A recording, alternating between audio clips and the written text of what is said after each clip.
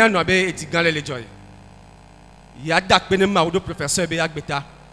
Be professeur Thomas Nuemea egbe ya yengba value. Ye fo futuchugboa e fua edon la o menaye. Ye ke be do kondi o échographie na ya docteur na e nyambe odola opération na e tanya nyawa opération a ebeme ke ye nkwa Jesi Temple Emmanuel wa.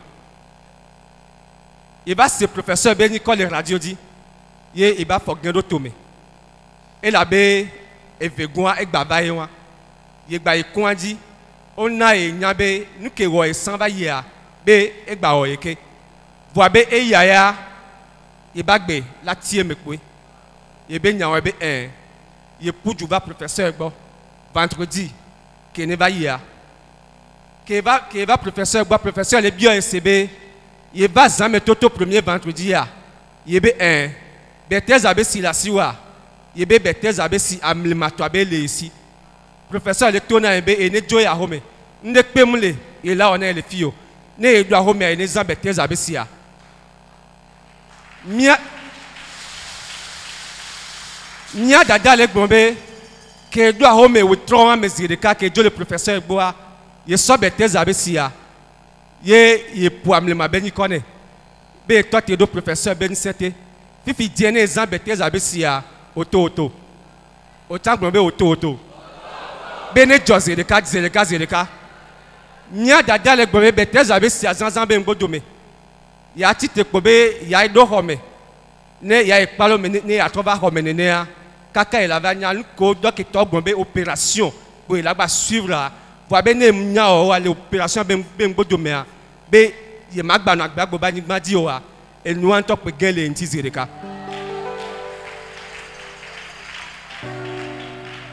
yebe a obe ndogolo nunuye ya jo e kwandi docteur na ele nya be nu si anu le normal be fikel fitiwa be evo ndeke ya be da si ye ma wolo ya dakpe de ma ndeke ya do professeur be agbeta Emmanuel me ma do akpe na professeur na ma wa ndeke ya be nu ke bo na ma elolo nto nyamnya le ka ma gbelero Emmanuel no kejo e pe vo ya fula signé adome va le dun va ikondi va ya échographie o be fo ya la mo la odona nyanya wa mu yo va ya odona o tri ve ya fo agbaja signé ne to gbeke ye adome agbadu gba ikondi gba échographie o be cette fois-ci elle est grave be gba la we me kaka elle est rompue c'est ngo le koro adovito me ke mateku nkeke wanjike embe o e ya am Jesi e to gbogbo mi tore la signé.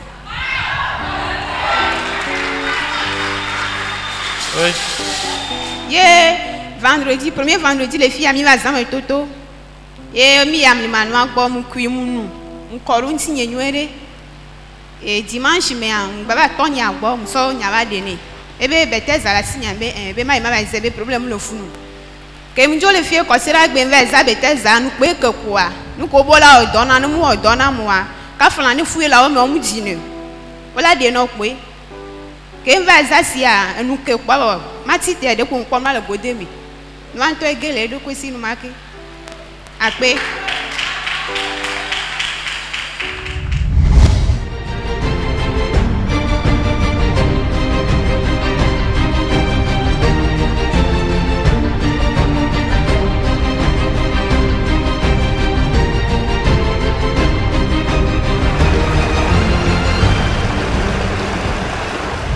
grossesse extra-utérine homme tenjine ye gomenyi be e fofu voir et fois va il est développé le trompe après 3 mois le kemiano ale de menami be elle est rompu aya urgence odola wo donne gbe wa gbe zereka non wo do wa elaku infirmière étoile rompu elle est rompue non wo do zereka sur place o edolaku voir miracle parce que elle est rompue voir au moins doit nous et va fille vendredi va na kaka dimanche Robetes d'Abessi va isa c'est vraiment un miracle Bethesda bébé si au miracle sinon les miabe dokita ba paji amate nagbe kaka va dasiro kwasira gbeolo.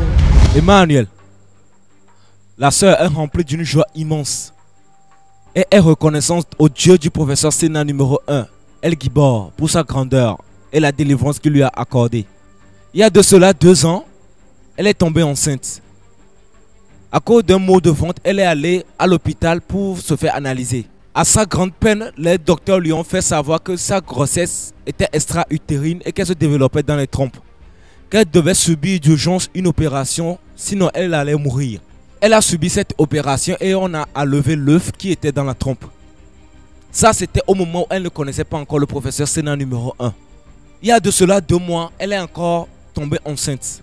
Et lorsqu'elle est allée à l'hôpital, on lui a fait savoir que sa grossesse était encore extra-utérine et qu'elle devait encore subir une opération chirurgicale. Cette fois, c'était plus grave que la dernière fois car la grossesse était rompue. Mais elle a dit non. Cette fois qu'elle connaît le professeur Sénat numéro 1 et que la dernière fois, c'était différent.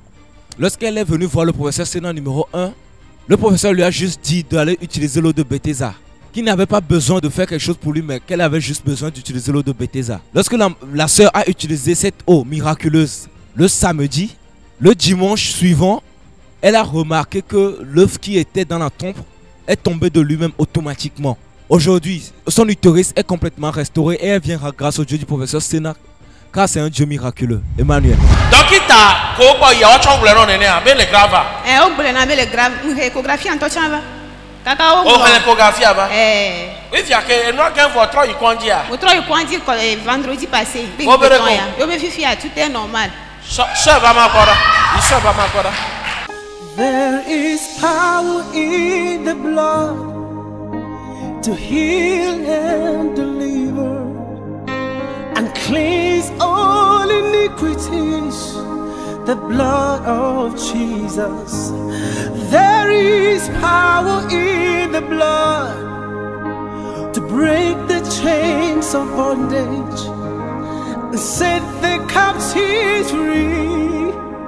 The blood of Jesus. There is power in the blood. Power in the blood. There is power in the blood of Jesus. There is power in the blood, power in the blood. There is power in the blood of Jesus. Même le possible. Même le possible. Il a eu un miracle parce que grossesse extra-utérine, elle est en dehors de l'utérus. Donc en dehors de l'utérus, elle va migrer kaka va to utérus mais va do col mais begelentia, c'est déjà un miracle. Yehowa akeno. Pas me beaucoup qu'on le dit la saison bêtise avec scientira. Ba trop be zinke. Oyira osia. Eye yina koko vimu suvivana.